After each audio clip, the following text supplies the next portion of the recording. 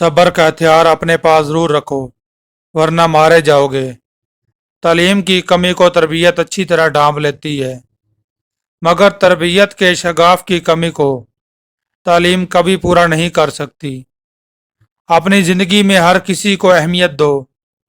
جو اچھا ہوگا وہ خوشی دے گا اور جو برا ہوگا وہ سبق دے گا۔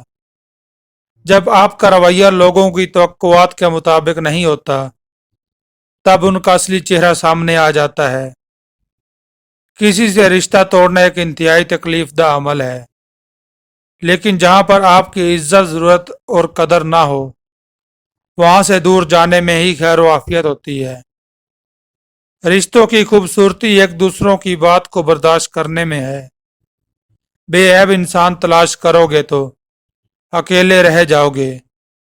اگر خود سے زیادہ کسی اور پر اعتبار کرو گے تو وہ آپ کو کسی وقت ضرور دھوکہ دے گا۔ کبھی کسی پر کیچڑ مت پھینکو، اس سے دوسروں کے کپڑے خراب ہوں یا نہ ہوں مگر تمہارے ہاتھ ضرور خراب ہو جائیں گے۔ ابھی سے برداشت پیدا کرو کہ تمہیں اتنی دیر نہ ہو جائے کہ برداشت تب پیدا کرو جب وہ رشتہ ہی نہ رہے۔ تم اپنا مستقبل نہیں بدل سکتے، لیکن تم اپنی عادات تو بدل سکتے ہو، اور تمہاری عادات ہی تمہارے مستقبل بدلیں گی۔ جھوٹ کو کتنا بھی خوبصورت انداز میں اور کتنا ہی جذباتی ہو کر بیان کیا جائے، لیکن جیت بھی آخر سچ کی ہی ہوگی۔ رشتوں کے بدلنے کا کیا رونا، وقت تو آپ کی اپنی شکل تک بدل دیتا ہے۔ انسان مایوس اور پریشان اس وقت ہوتا ہے جب اپنے رب کو راضی کرنے کے بجائے لوگوں کو راضی کرنے میں لگ جائے۔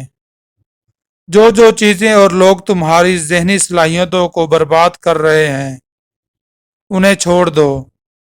آپ کی ہزار مخلصانہ کوششوں کے باوجود بھی اگر جانے والا جانا چاہے تو سب سے قیمتی تحفہ جو آپ دے سکتے ہیں وہ ہے راستہ۔ غصہ ایک ایسا عمل ہے جو صرف اور صرف تباہی اور بربادی پھیلانے کے لیے ہی جنم لیتا ہے۔